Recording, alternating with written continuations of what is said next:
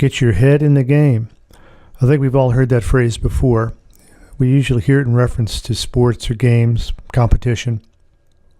The basic idea is that whenever you're attempting to succeed at some complex enterprise that involves you to do a lot of specific things, the beginning point for your success is how you frame that investment in the activity, what you think about before you begin, your perspective, your expectations. Getting your head in the game is as critical for higher education and your success in college and university as it is for sports.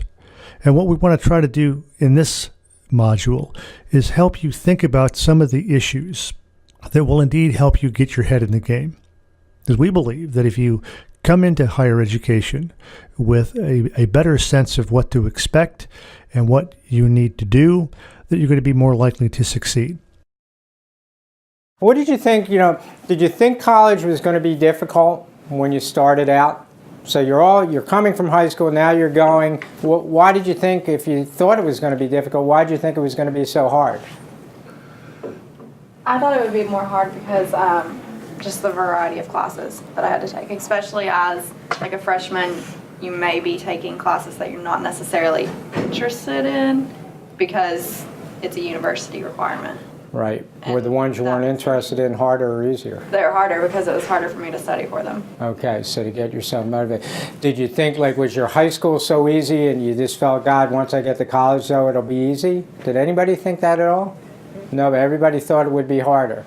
Okay, that's very interesting. So has it lived up? Has it gotten easier or harder as you've gone through? Easier. Easier? Why? Because you learn how to study and stuff like that. Time management. I was excited about going to college. But the interesting thing, I think, about the topic is the realization. I don't know if you had a similar experience, but there was a moment my freshman year where I realized that college was a lot more than I originally thought it would be. Right. And I think whenever you're in high school and you're about to go into college, people think that you have to be prepared more for leaving home and you have to be prepared for taking this many classes that are all like AP classes, which is hard. Right. But for me, I think the biggest thing was realizing the balance.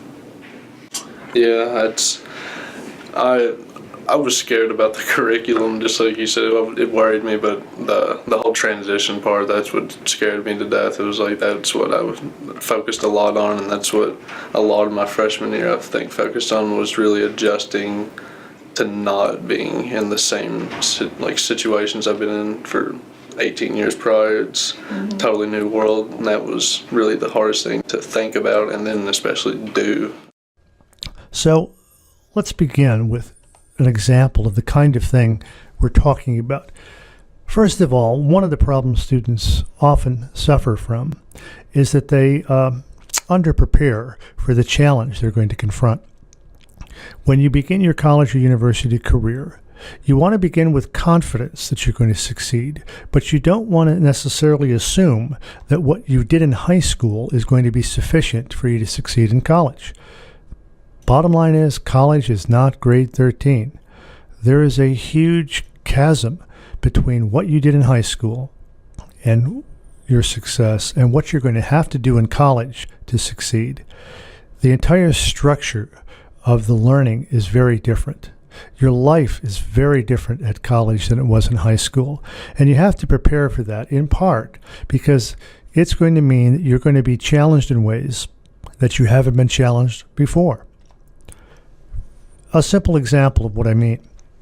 Much more of the learning, the work that you will do, will occur outside of class than typically occurs in high school. You won't necessarily meet with your instructors 5 days a week for the same class.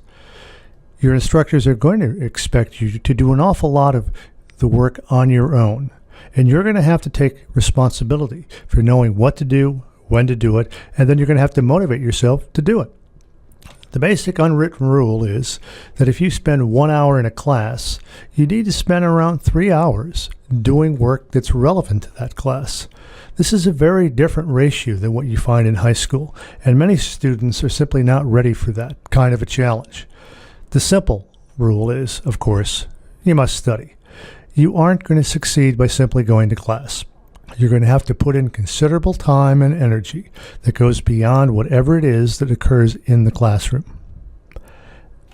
Another issue that comes up in terms of helping you get your head in the game is this question: what is the purpose of higher education? And this is important because we've discovered that students often come to universities with perspectives and expectations that differ dramatically from our perspectives as faculty. And it's important that we all get on the same page and appreciate why education is structured the way it is.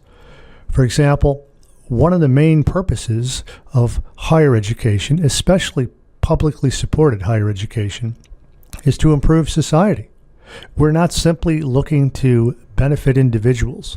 We're looking to have a major impact on our culture.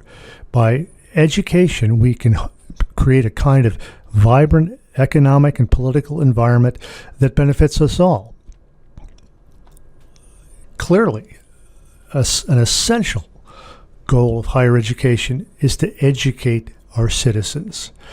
Our democracy depends on a well-educated populace, and higher education is the main institution that can help prepare students to be the kinds of informed, educated, active voters that we expect.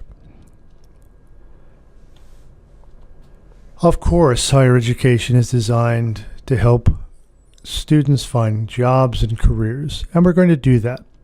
The important point, however, is to realize that this is not the only purpose of higher education. And if you're able to embrace this overall mission of higher education, I think you're going to be better able to manage the various challenges and structures that you see that do differ from high school.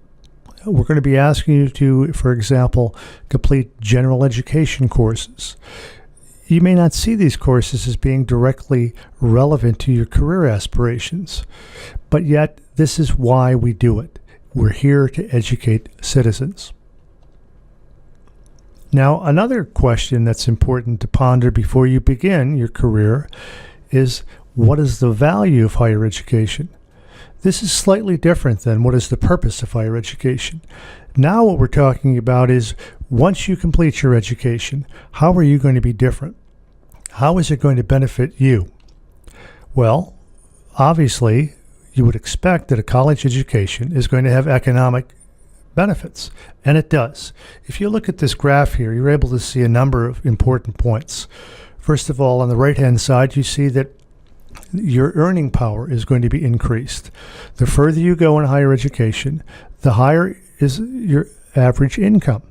That's an important point to make in this world, because the kind of jobs that are going to be available in the future, the jobs that are going to really pay well, are going to be jobs that do require advanced knowledge and preparation. College is going to be essential with respect to that. You also see it, though, just in terms of the employability. If you look at the employment rates on the left-hand side of this graph, what you see again is, the further you go in higher education, the less likely you are to be unemployed. And that's a very important consideration for you. Now, a very important part of what our goal in higher education is to help prepare you so you can manage a very fast-paced, unpredictable, ever-changing world. There is no question that the world has shifted. A very influential book, The World is Flat, by Thomas Friedman, is a very good introduction to how the world has already changed, and it also helps us think about how it will continue to change in the future. Friedman talks about the flat world, the impact that this amazing technology that we take for granted has had on our lives, our work, and what it will continue, and the influence it will continue to have. First of all, technology has changed the world of work. It's not only what work we do, it's how we do it, where we do it. It is very different than the 1950s. In this fast-paced world, where technology is such a major, potent force, there is increased value on human creativity. And what education should be helping you prepare for is to become a player in that world. You should be going through your educational career with your eye not only on a very specific job, career path, but also developing a toolkit that's going to empower you to deal with this unpredictable world. And one of the most important tools that you can help yourself with is to develop this sense of being a creative thinker. There's no question that the nature of work is going to continue to change. It's not just automation. It's going to be that some jobs will disappear, new jobs will reappear, but all jobs are going to require individuals to take much more responsibility for being creative members of the workforce. So it's a matter of who is doing the work, where are they doing it, and how are they doing it. All of this has been changed by technology, and all of this is something for you to keep in mind as you begin your college career, regardless of your major, regardless of what career or job you have in mind. This idea of creativity is going to matter to you.